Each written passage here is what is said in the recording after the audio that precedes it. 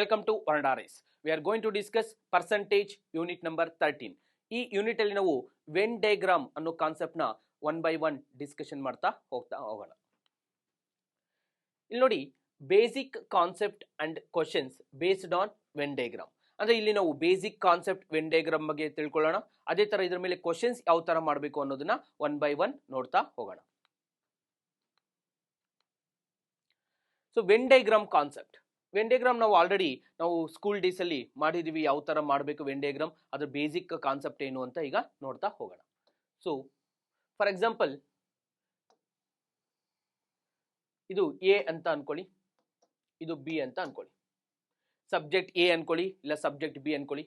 Subject A ಅಲ್ಲಿ for example total some members pass ಆಗಿರ್ತಾರೆ. For example 35 percentage pass ಆಗಿರ್ತಾರೆ, ಅಥವಾ 35 ಮೆಂಬರ್ಸ್ ಟೋಟಲ್ ಪಾಸ್ ಆಗಿರ್ತಾರೆ. ಇಲ್ಲಿ ಫಾರ್ ಎಕ್ಸಾಂಪಲ್ 40 ಮೆಂಬರ್ಸ್ ಪಾಸ್ ಆಗಿರ್ತಾರೆ. ಓಕೆ, ಎರಡರಲ್ಲೂ ಪಾಸ್ ಆಗಿರೋರು ಫಾರ್ ಎಕ್ಸಾಂಪಲ್ 20 ಮೆಂಬರ್ಸ್ ಪಾಸ್ ಆಗಿರ್ತಾರೆ ಅಂತ ಅನ್ಕೊಳ್ಳೋಣ. 35 ಮೆಂಬರ್ಸ್ ಎ ಪಾಸ್ ಆಗಿರ್ತಾರೆ, ಎ ಫುಲ್ 35 ಮೆಂಬರ್ಸ್ ಪಾಸ್ ಆಗಿರ್ತಾರೆ.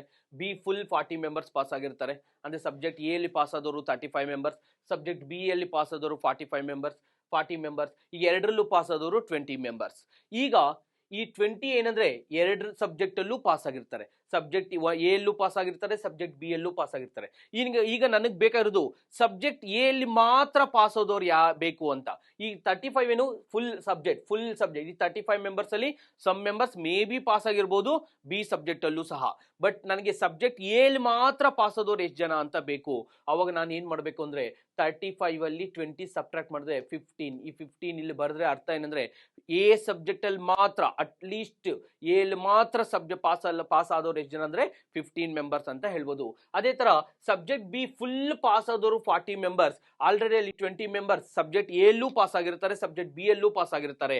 ಈ 40 ಏನಂದ್ರೆ complete subject B L pass ಆದವರು. ಅಂದ್ರೆ ಅದರಲ್ಲಿ ಸ್ವಲ್ಪ ಮೆಂಬರ್ಸ್ ಮೇ ಬಿ ಎ ಎಲ್ಲೂ ಪಾಸ್ ಆಗಿರ್ಬೋದು. ಬಟ್ ಎಷ್ಟು ಜನ ಎ ಎಲ್ ಪಾಸ್ ಆಗಿರ್ತಾರೆ, 20 ಮೆಂಬರ್ಸ್ ಎ ಎಲ್ಲೂ ಪಾಸ್ ಆಗಿದ್ದಾರೆ. ಹಾಗಾದ್ರೆ 20 ಮೆಂಬರ್ಸ್ ಸಬ್ಜೆಕ್ಟ್ ಬಿ ಎಲ್ ಮಾತ್ರನೇ ಪಾಸ್ ಆಗಿರ್ತಾರೆ.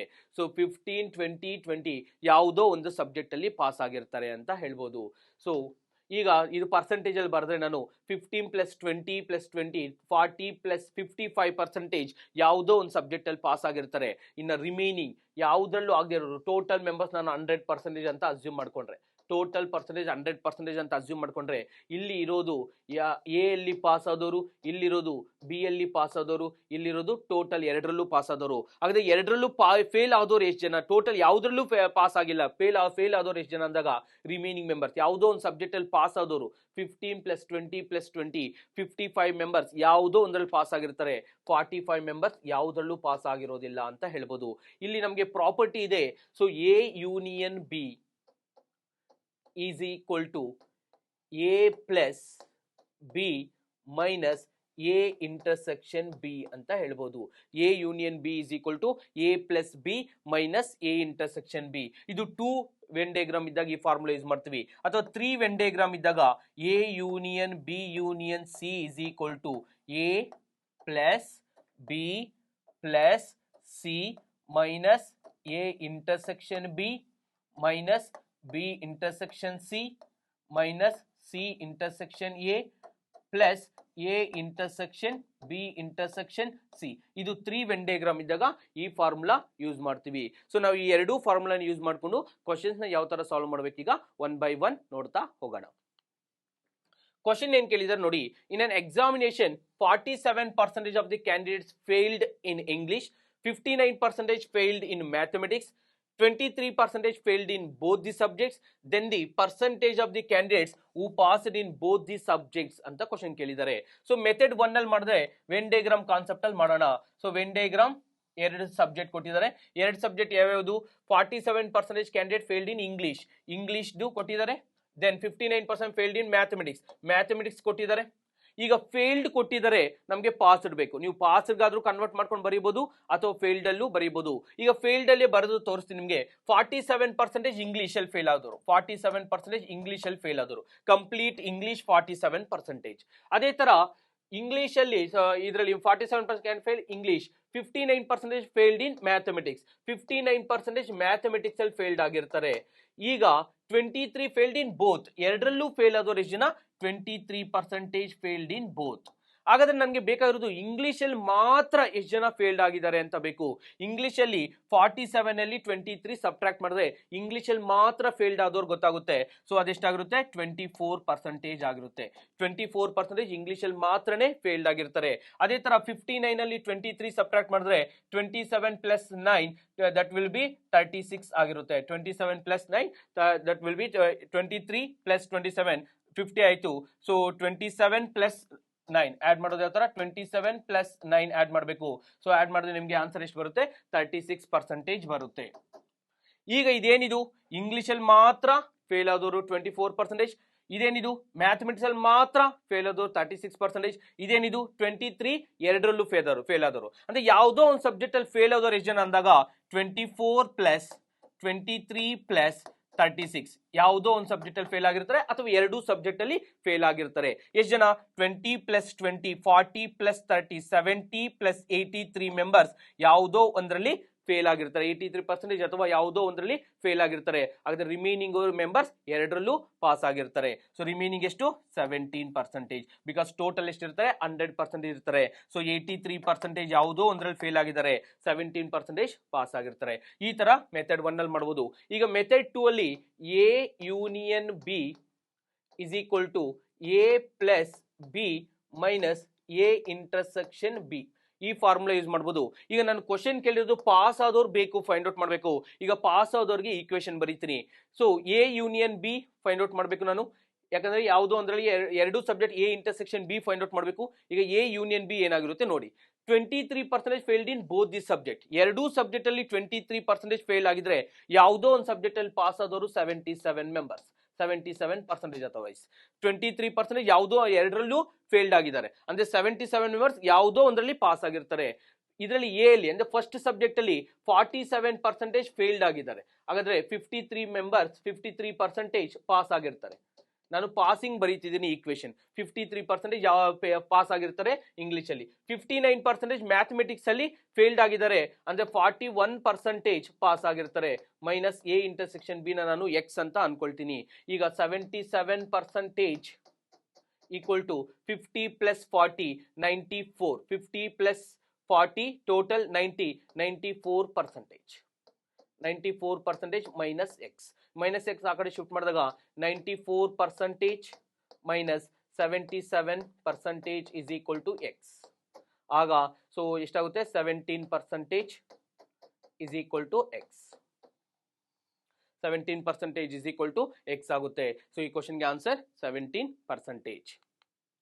ನೆಕ್ಸ್ಟ್ ಕ್ವಶನ್ ನೋಡಿ, in an examination 58% of the students passed in mathematics, 46% passed in physics, 25% passed in both. How much percentage of the students failed in both the subjects ಅಂತ ಕೇಳಿದ್ದಾರೆ. failed when diagram ಮಾಡಿದಾಗ, so ಇದೊಂದು when diagram, ಇದೊಂದು when diagram. ಇಲ್ಲಿ ಏನ್ question ಕೇಳಿದ್ದಾರೆ, mathematics ಕೇಳಿದ್ದಾರೆ first one. So mathematics ಮತ್ತೆ ಫಿಸಿಕ್ಸ್. ಮ್ಯಾಥಮೆಟಿಕ್ಸ್ ಅಲ್ಲಿ ಪಾಸ್ ಆದವರು ಎಷ್ಟು ಜನ 58% ಮ್ಯಾಥಮೆಟಿಕ್ಸ್ ಅಲ್ಲಿ ಪಾಸ್ ಆಗಿರ್ತಾರೆ. ಅದೇ ತರ 46% ಫಿಸಿಕ್ಸ್ ಅಲ್ಲಿ ಪಾಸ್ ಆಗಿರ್ತಾರೆ. ಎರಡರಲ್ಲೂ ಪಾಸ್ ಆದವರು 25% ಎರಡರಲ್ಲೂ ಪಾಸ್ ಆಗಿರ್ತಾರೆ. 25% ಎರಡರಲ್ಲೂ ಪಾಸ್ ಆಗಿರ್ತಾರೆ. ಈಗ ನನಗೆ ಮ್ಯಾಥಮೆಟಿಕ್ಸ್ ಅಲ್ಲಿ ಮಾತ್ರ ಪಾಸ್ ಆದವರು ಬೇಕು ಅಂದಾಗ, ಸೊ 58 ಅಲ್ಲಿ 25 ಸಬ್ಟ್ರಾಕ್ಟ್ ಮಾಡಿದಾಗ ನಿಮ್ಗೆ ಎಷ್ಟು ಬರುತ್ತೆ ಅಂದ್ರೆ 33 ಬರುತ್ತೆ. ಸೊ 25 ಪ್ಲಸ್ 8 33% ಬರುತ್ತೆ. 25 ಪ್ಲಸ್ 8 33% ಬರುತ್ತೆ. ಈಗ ಇದನ್ನು ಮಾಡಿದಾಗ 21% ಬರುತ್ತೆ. ಸಬ್ಟ್ರಾಕ್ಟ್ ಮಾಡಿದಾಗ ಟೋಟಲ್ 46% ಟೋಟಲ್, ಅದರಲ್ಲಿ 25% ಎರಡರಲ್ಲೂ ಇರ್ತಾರೆ.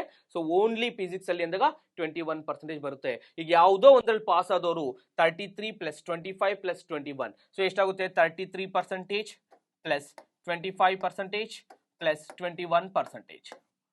ಸೊ ಎಷ್ಟಾಗುತ್ತೆ ಅಂದಾಗ 30 ಪ್ಲಸ್ 20 50 ಪ್ಲಸ್ 20, ಸೊ ಆಡ್ ಮಾಡಿದ್ರೆ 70 ಪ್ಲಸ್ 8 79% ಆಗುತ್ತೆ. ಇದನ್ನ ಆಡ್ ಮಾಡಿದ್ರೆ ಎಷ್ಟು ಬರುತ್ತೆ 79% ಆಗುತ್ತೆ. 79% ಯಾವುದೋ ಒಂದ್ರಲ್ಲಿ ಪಾಸ್ ಆಗಿರ್ತಾರೆ. ಹಾಗಾದ್ರೆ ಫೇಲ್ ಆದವರು ಎಷ್ಟು ಅಂದಾಗ 21% ಫೇಲ್ ಆಗಿರ್ತಾರೆ. ಬಿಕಾಸ್ ಟೋಟಲ್ 100%, 21% ಫೇಲ್ ಆಗಿರ್ತಾರೆ ಎರಡರಲ್ಲೂ.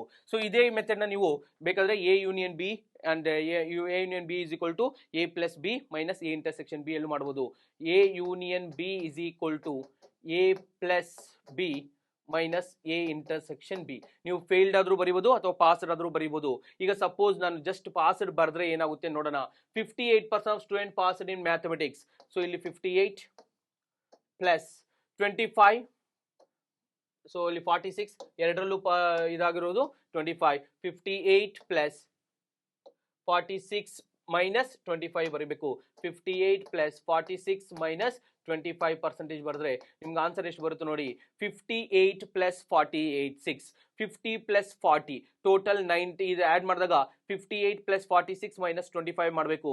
ಸೊ ಇಲ್ಲೇ ನೀವು ಬೇಕಾದ್ರೆ 46 ನ 25 ಅಲ್ಲಿ ಸಬ್ಟ್ರಾಕ್ಟ್ ಮಾಡಿ. 46 ಅಲ್ಲಿ 25 ಸಬ್ಟ್ರಾಕ್ಟ್ ಮಾಡಿದ್ರೆ 21. ಸೊ 58 ಪ್ಲಸ್ 21 ಆಡ್ ಮಾಡಿದ್ರೆ ನಿಮ್ಗೆ ಆನ್ಸರ್ ಬರುತ್ತೆ ಅಗೇನ್ 79%.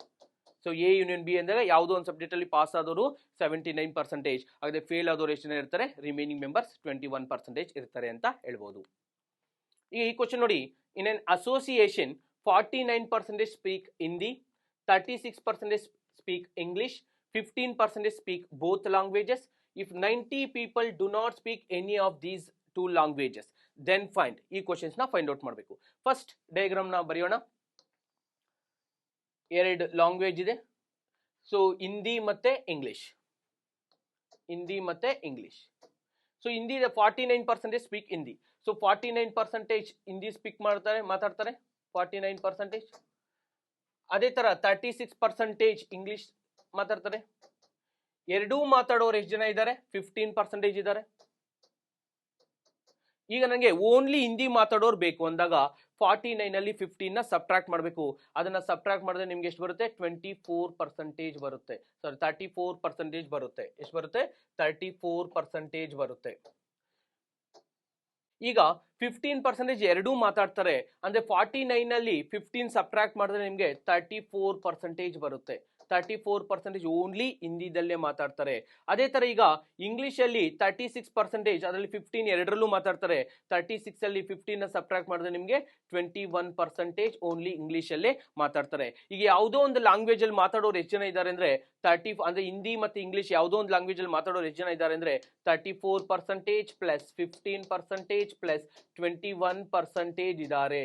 ಸೊ ಇದು ಎಷ್ಟಾಗುತ್ತೆ ಈಗ ಟೋಟಲ್ ಆಡ್ ಮಾಡಿದ್ರೆ ಅಂದ್ರೆ 34 ಪ್ಲಸ್ 15 ಆಡ್ ಮಾಡಿದ್ರೆ ನಿಮ್ಗೆ 40 and 30 plus 10 40, 49 plus 1 50 plus 20 total 70 ಆಯ್ತು. ಹಾಗಾದ್ರೆ 70% ಯಾವುದೋ ಒಂದ್ರಲ್ಲಿ ಮಾತಾಡ್ತಾರೆ, 30% ಇವೆರಡು ಲ್ಯಾಂಗ್ವೇಜ್ ಅಲ್ಲಿ ಮಾತಾಡಲ್ಲ. 70 ಇದನ್ನ ಆಡ್ ಮಾಡಿದ್ರೆ 70% ಯಾವುದೋ ಇವೆರಡು ಲ್ಯಾಂಗ್ವೇಜ್ ಅಲ್ಲಿ ಯಾವುದೋ ಒಂದು ಲ್ಯಾಂಗ್ವೇಜ್ ಅಲ್ಲಿ ಮಾತಾಡ್ತಾರೆ. 30% ಯಾವುದ್ರಲ್ಲೂ ಮಾತಾಡಲ್ಲ. ಯಾಕೆ ನಂಗೆ ಯಾವುದ್ರಲ್ಲೂ ಮಾತಾಡಲ್ಲ ಅಂತ ಬೇಕು ಅಂದ್ರೆ ಇಲ್ಲೊಂದು ನಂಬರ್ ಇದೆ 90 do not speak any of these languages. ಅಂದ್ರೆ 30% is equal to 90. 1% is equal to 3. 1% is equal to 3. ಈಗ ಕ್ವಶನ್ಸ್ ನೋಡಿ. Total number of the people ಎಷ್ಟು ಜನ ಇದ್ದಾರೆ ಅಂತ. ಟೋಟಲ್ ನಂಬರ್ ಆಫ್ ಪೀಪಲ್ ಯಾವಾಗಲೂ 100% ಇರ್ತಾರೆ. ಸೊ 1% is equal to 3 ಅಂದಾಗ 100% is equal to ಎಷ್ಟಾಗುತ್ತೆ? 300 ಆಗಿರುತ್ತೆ. ಸೊ ಈಗ ಫಸ್ಟ್ ಕ್ವಶನ್ಗೆ ಆನ್ಸರ್ 300 ಆಗಿರುತ್ತೆ. ಅದೇ ತರ number of people who speak only English. Only English ಅಲ್ಲಿ ಎಷ್ಟು ಜನ ಮಾತಾಡ್ತಾರೆ ಅಂತ ಬೇಕು. ಸೊ ಓನ್ಲಿ ಇಂಗ್ಲಿಷ್ ಅಲ್ಲಿ ಮಾತಾಡೋರು 21%. 21 into 3. 1% is equal to 3 ಅಂದಾಗ 21 into 3 that will be 63 ಆಗಿರುತ್ತೆ. ಈಗ the number of people who speak only Hindi. ಹಿಂದಿದಲ್ಲಿ ಮಾತ್ರ ಮಾತಾಡೋರು ಎಷ್ಟು ಜನ ಅಂದಾಗ 34%. ಆಗ 34 into 3 ಮಾಡಬೇಕು. 30 into 3 90, 4 into 3 12. 102 ಮೆಂಬರ್ಸ್ ನಿಮ್ಗೆ ಹಿಂದಿದಲ್ಲಿ ಮಾತ್ರ ಮಾತಾಡ್ತಾರೆ. ಈಗ next question, number of people who speak both languages. ಎರಡರಲ್ಲೂ ಮಾತಾಡೋರು ಎಷ್ಟು ಜನ ಅಂದಾಗ 15%. 15 into 3 because 1% is equal to 3. 15 into 3 45%. 45 members ಅಂತ ಹೇಳ್ಬೋದು. ನಾವು ಈ ಯೂನಿಟ್ ಅಲ್ಲಿ ವೆನ್ ಡಯಾಗ್ರಾಮ್ ಕಾನ್ಸೆಪ್ಟ್ ನ ಯಾವ ತರ ಯೂಸ್ ಮಾಡಬೇಕು ಅನ್ನೋ ಕಾನ್ಸೆಪ್ಟ್ ನ ನೋಡಿದ್ವಿ. ಇಲ್ಲಿ ಮೇನ್ ಆಗಿ ಬರೋದು ಎರಡು ಪ್ರಾಪರ್ಟಿ ಬರುತ್ತೆ, ಎ ಯೂನಿಯನ್ ಬಿ. ಯಾವ ತರ ಯೂಸ್ ಮಾಡ್ಬೇಕಂದ್ರೆ A union B is equal to A plus B minus A intersection B. ಅದೇ ತರ 3 ಡಯಾಗ್ರಾಮ್ಸ್ ಇದ್ದಾಗ ಅಂದ್ರೆ 3 ವೆನ್ ಡಯಾಗ್ರಾಮ್ಸ್ ಇದ್ದಾಗ A union B union C equal to A plus B plus C minus A intersection B minus B intersection C minus C intersection A plus A intersection B intersection C. ಈ ಎರಡು equation ನಾವು use ಮಾಡಿಕೊಂಡು questions ನ ಈಸಿಯಾಗಿ solve ಮಾಡಬಹುದು. ಇಲ್ಲಿಗೆ ಈ unit finish ಆಯ್ತು. ಮತ್ತೆ ನೆಕ್ಸ್ಟ್ ಯೂನಿಟ್ ಅಲ್ಲಿ ಮೀಟ್ ಆಗೋಣ. Thank you.